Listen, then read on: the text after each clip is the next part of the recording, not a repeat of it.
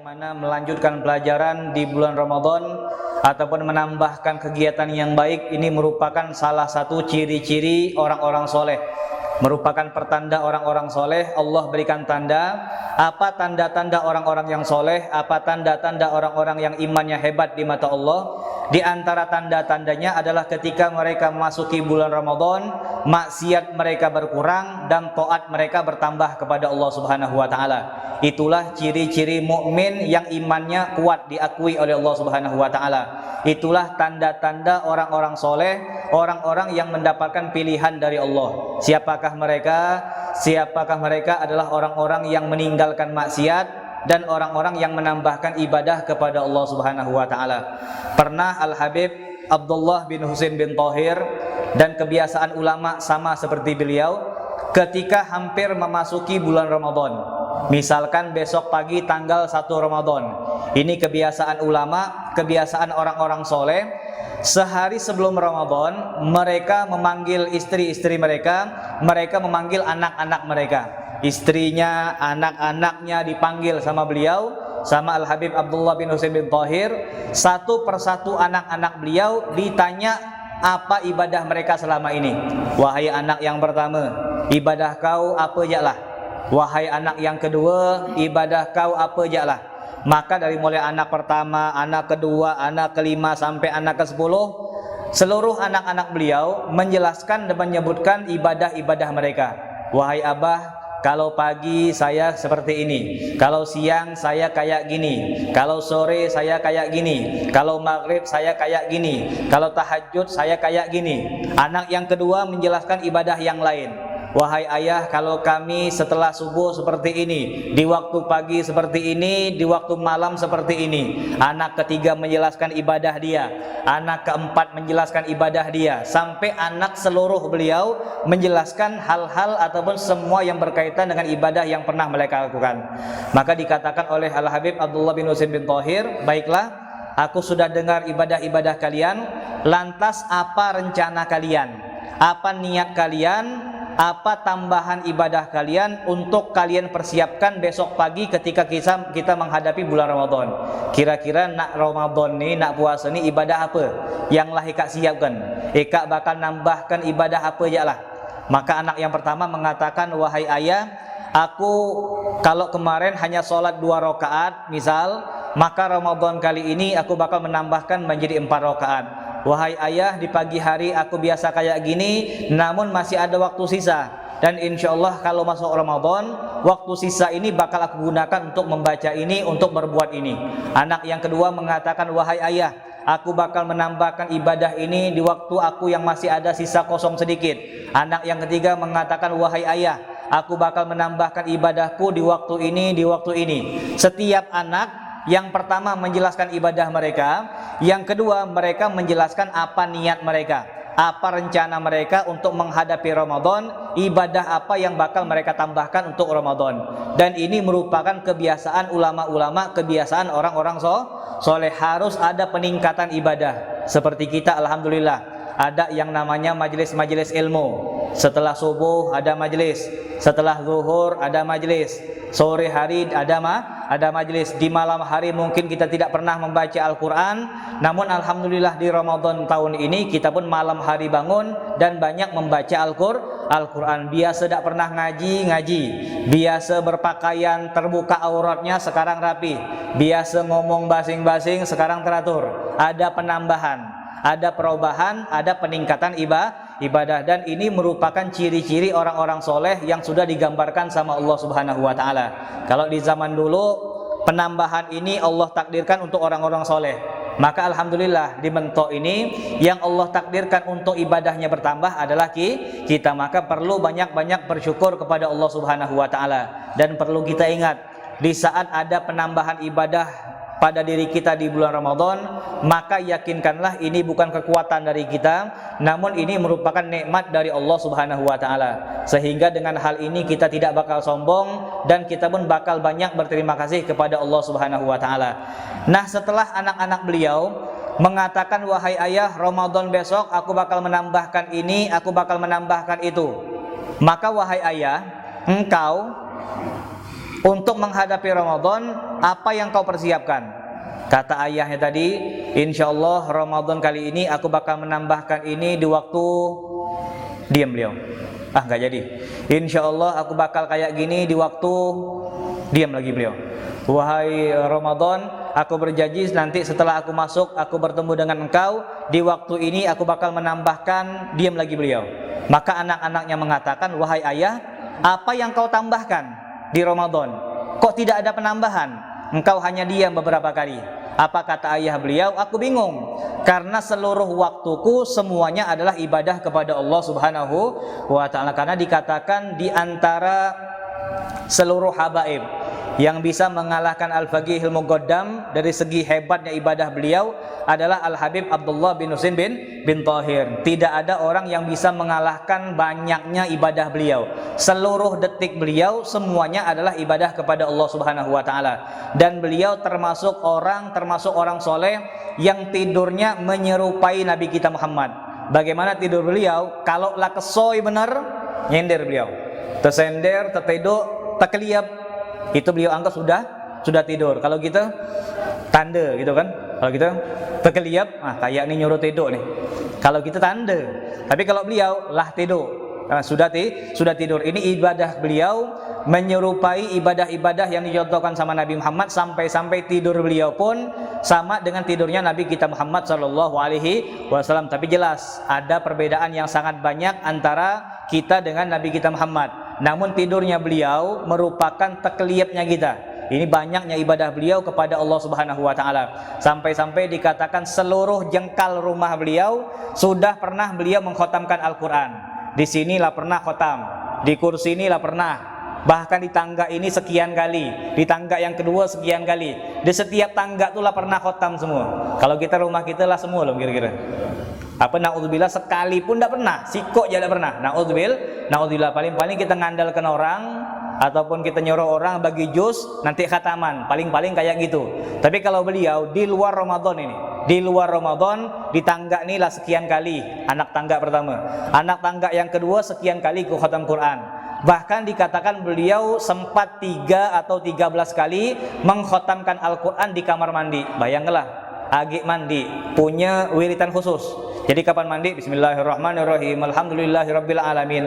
Bacaan khusus pas mandi, bukan nyambung di luar, bukan, tapi memang khusus ngaji, khusus khotaman ketika mandi. Beliau tidak nak waktu beliau sedetik pun terbuang dari Allah Subhanahu wa ta'ala. Tapi jelas tidak diucapkan. Beliau orang yang berilmu, dalam hati beliau ngaji. Sampai-sampai beliau mengatakan, alhamdulillah di kamar mandi aku sudah mengkhatamkan 13 kali khataman Al-Quran. Bahkan kalau seandainya beliau sedang nafsu-nafsunya dengan ilmu, beliau mengorbankan Al-Quran beliau mengganti dengan kitab. Jadi beliau punya saudara Al-Habib Thahir, itu saudara beliau. Jadi kalau beliau di kamar mandi, Thahir tadi membacakan kitab. Jadi yang di kamar mandi tadi sambil dengar, sambil buang air, buang hajat, membersihkan badan, sambil belajar mengajar. Nanti kapan kakaknya masuk, beliau pula yang baca kitab. Ini hebatnya orang-orang di zaman dahulu, sampai-sampai beliau mengatakan, aku bingung, aku mau menambahkan waktu yang mana lagi.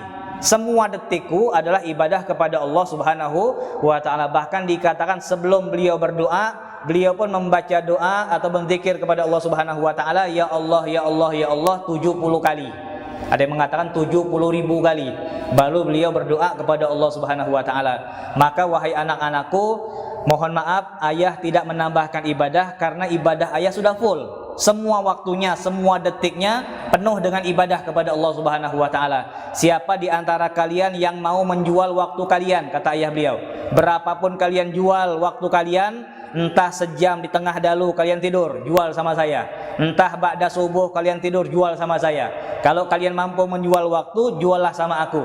Niscaya aku bakal membelinya. Kata ayah beliau, Al-Habib Abdullah bin Husain bin Thahir. Maka janganlah kita sia-siakan bulan Ramadan. Gunakanlah Ramadan semaksimal mungkin untuk memperbanyak ibadah kepada Allah Subhanahu wa ta'ala. Mudah-mudahan kemudahan untuk beribadah semangat untuk beribadah, hidayah untuk beribadah, petunjuk untuk beribadah, bakal Allah berikan kepada kita, Allah berikan kesehatan kepada kita, Allah Subhanahu wa taala terima amal soleh kita yang ada pada bulan Ramadan, insyaallah. Amin ya rabbal alamin. Bismillahirrahmanirrahim. Kita melanjutkan pembahasan kemarin tentang wajib-wajib puasa ataupun puasa yang wajib dalam syariat Nabi kita Muhammad.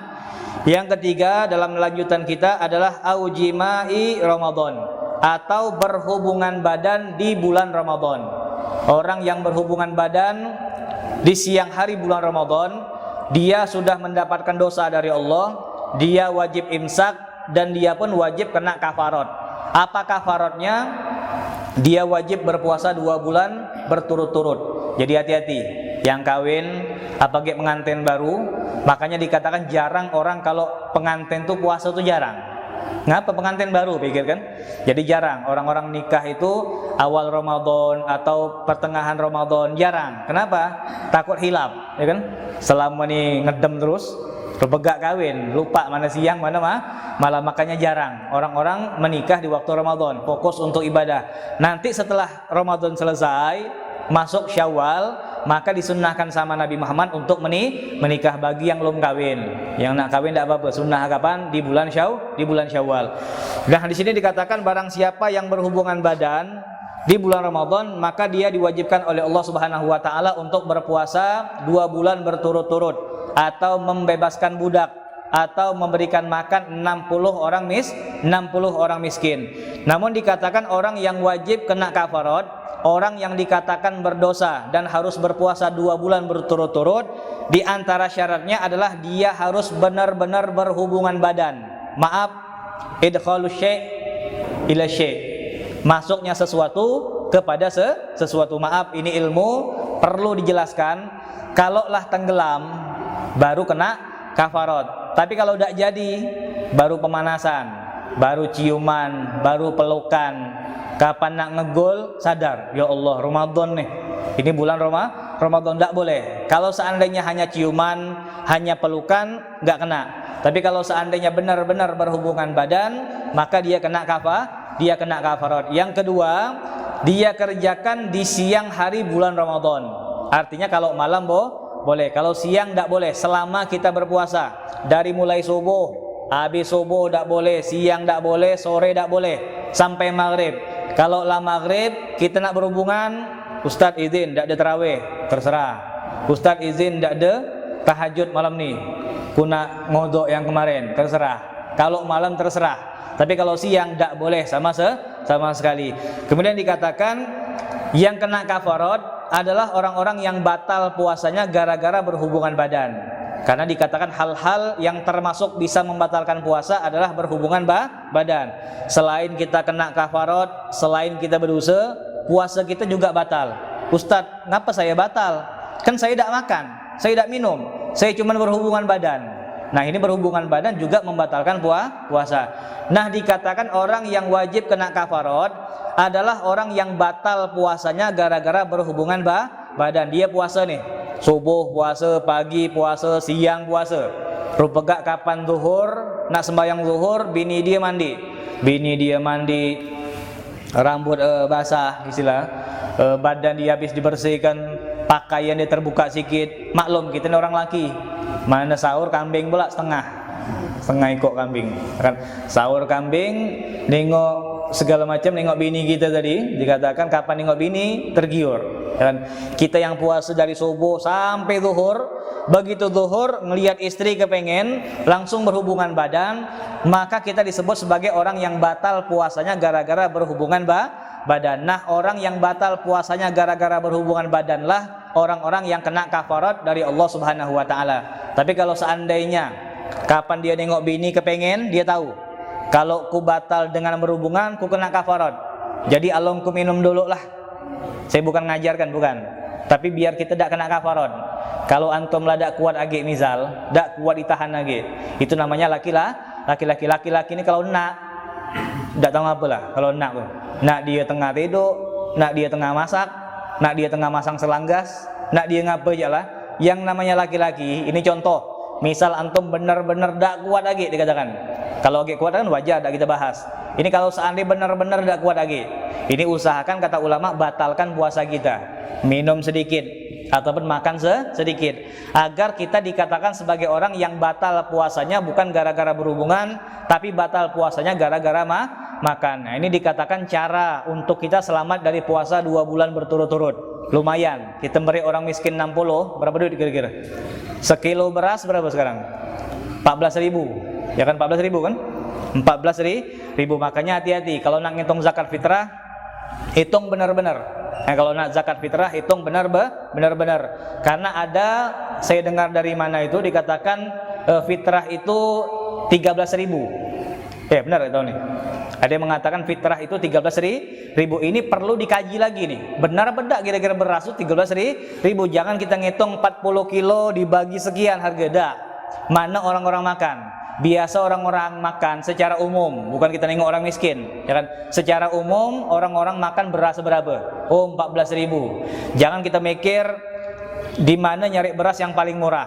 Tanya toko ini 14, toko ini 15, di toko ini ada 11. Nah, yang ini lah. Lantas kita jadikan hukum 1 kilo sama dengan 11.000. Ngapa kau bilang macam tuh? Tuh di toko tuh murah. Bukan tuh patokannya. Patokan harga beras tadi, orang-orang banyak pakai beras yang mana secara umum? Ada beras yang murah, ada yang sedang, ada yang mahal. Hitung yang sedang tadi, kurang lebih 14.000. Maka perlu berhati-hati, jangan medit, jangan ngambil pendapat yang enteng. Jamik 27, alung di sana aja lah 2,5 misal.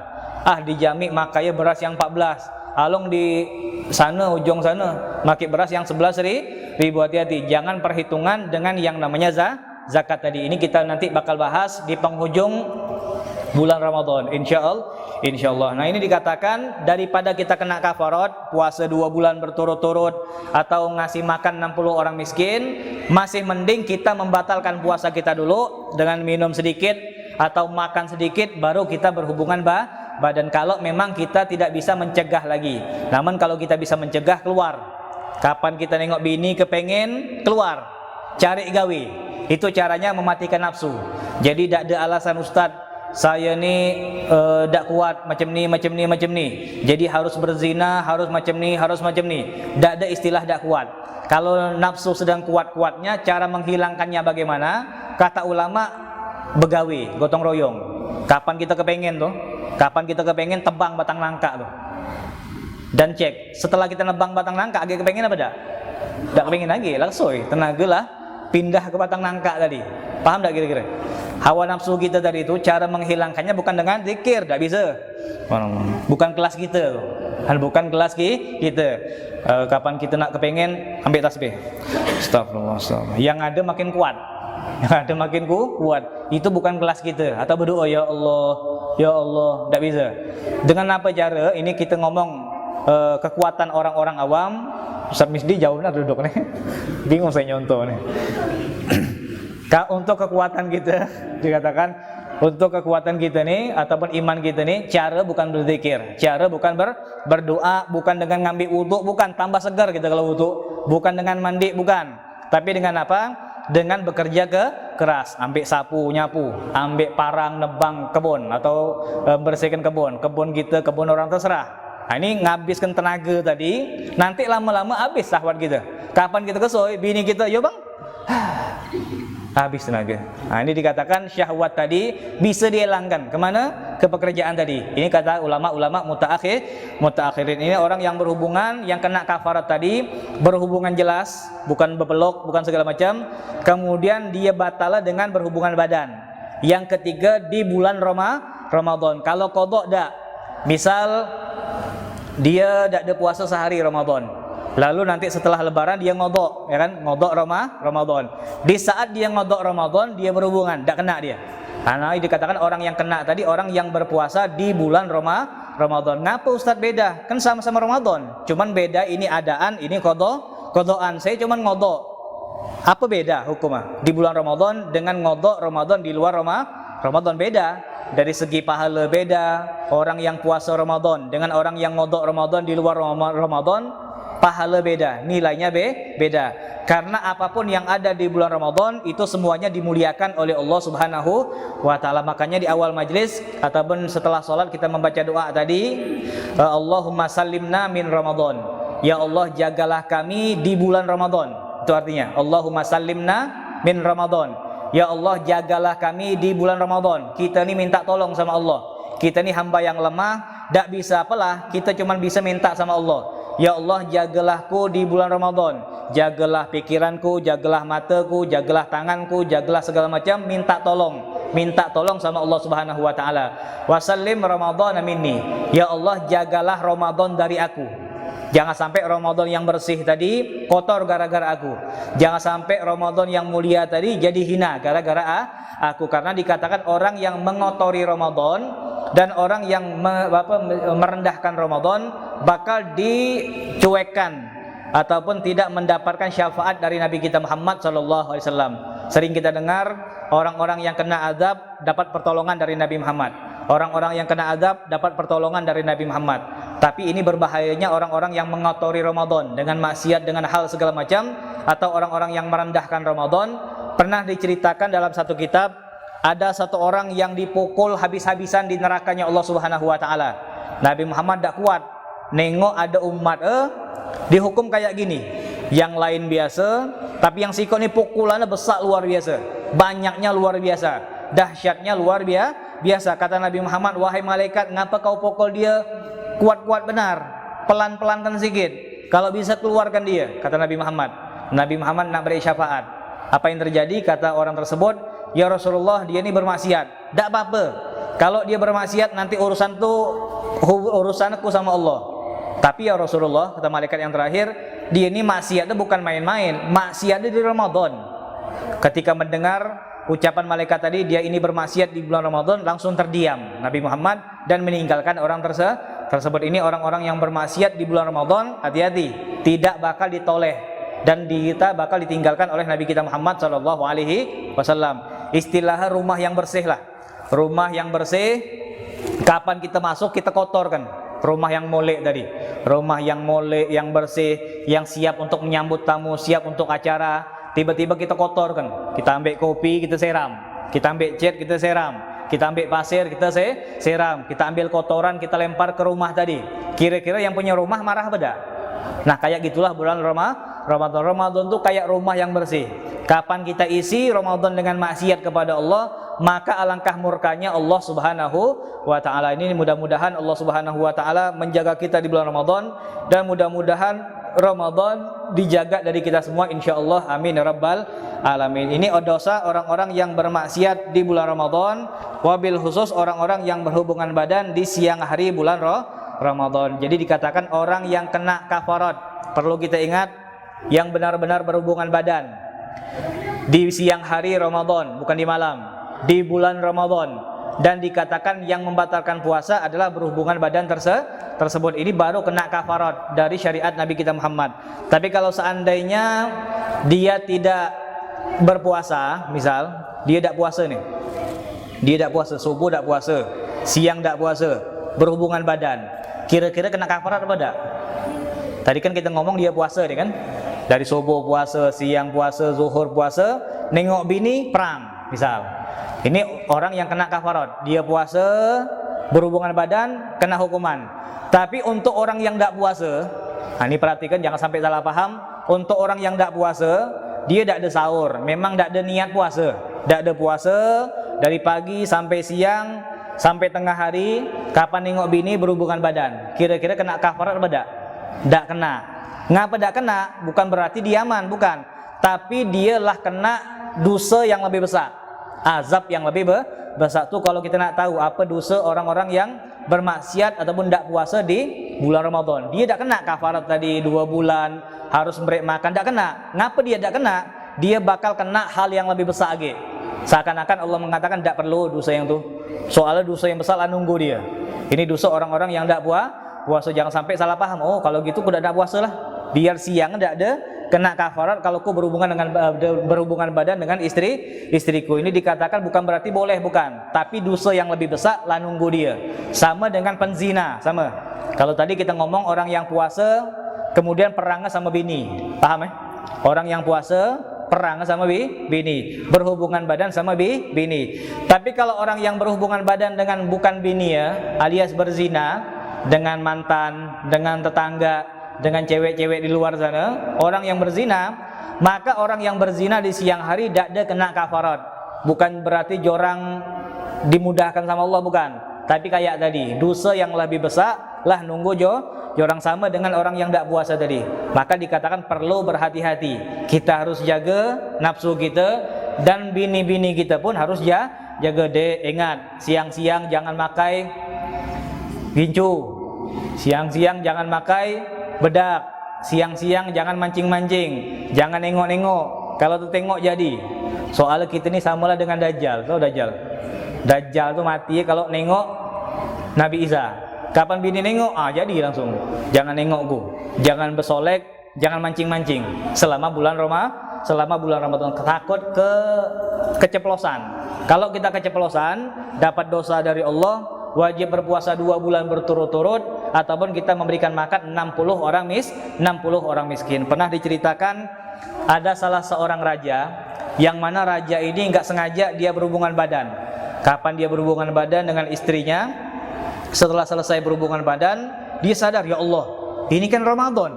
Langsung dia takut, langsung dia panggil seluruh ulama. Seluruh ulama datang semua, dikatakan kumpul di istana tersebut. Sang raja mengatakan, wahai ulama, aku benar-benar menyesal. Barusan aku telah berhubungan badan dengan istriku. Dan aku ingat ini merupakan bulan Ramadan. Maka apa hukuman yang bakal aku terima dari Allah Subhanahu wa taala? Apa kata ulama-ulama tersebut? Mereka rembuk, mereka musyawarah. Soalnya yang nanya nih raja, tidak boleh jawab yang masing-masing. Kalau bisa beri jawaban yang paling menyenangkan raja. Apa jawaban yang paling menyenangkan raja? Mereka mengatakan, wahai raja, pilihan hukuman ada 3. Yang pertama, puasa 2 bulan berturut-turut. Yang kedua, memerdekakan budak. Yang ketiga, beri makan 60 orang miskin. Apa kata raja tadi? Emangku boleh milih? Boleh wahai raja. Maka raja tadi mengatakan, baiklah, kalau begitu aku bakal memberikan makan kepada 60 orang miskin. Begitu hampir ketok palu dan bubar acara tadi, tiba-tiba sang guru dari seluruh ulama yang datang tadi ternyata baru datang dari kota yang lain. Baru datang dari kota yang lain, dengar cerita ada musyawarah di istana raja, dia pun datang. Kapan dia masuk, dia bertanya, kalian berkumpul di istana ini untuk apa? Dijelaskan ceritanya. Gara-gara raja berhubungan badan, nanya sama ulama, dan ulama sudah memberikan jawaban. Kata gurunya tadi, apa jawaban kalian wahai ulama? Jawabannya sama dalam syariat Nabi Muhammad, boleh milih. Apa puasa, apa memerdekakan budak, apa beri makan 60 orang miskin. Dan raja lah milih, beri makan 60 orang miskin. Apa kata guru tadi? Tidak boleh. Itu jawaban yang salah. Eka belajar dari mana? Eka belajar lagi, kata guru tadi. Raja dia terkejut. Ini kan guru dari ulama-ulama tadi, nak ngomong ada berani. Emang apa wahai guru? Kata raja tadi, engkau tidak boleh berpindah ke hukum yang kedua sebelum kau melewati hukum yang pertama. Hukum yang pertama, kau harus berpuasa 2 bulan berturut-turut. Kalau kaulah nyoba, tidak bisa, kau sakit, baru kau boleh ngasih makan 60 orang miskin. Kapan guru tadi ngomong kayak gini, raja tadi tidak bisa ngomong. Langsung dia langsung dia nurut. Dan keesokan hari setelah Ramadan, di hari lebaran yang kedua, dia pun langsung berpuasa membayar kafarat sebanyak 2 bulan berturut-turut. Pulang dari istana, ulama tadi nanya, wahai guru, kan boleh milih 3 tadi. Apa kata guru tadi? Memang boleh milih, tapi untuk raja tidak boleh hukum ini kita pakai. Kalau 3 pilihan kita beri sama dia, dia bakal semena-mena. Dia setiap hari bakal berhubungan dengan bini ya. Soalnya mereka makan 60 orang miskin, tidak sara bagi dia. Kalau bagi kita sara, kita mikir. Nak berhubungan badan, beri 60 nasi minyak. Mikir kita kira-kira. Kemarin jak ruah kita mikir, apalah yang paling murah, yang paling besar. Kelihatan, keropok kita beri.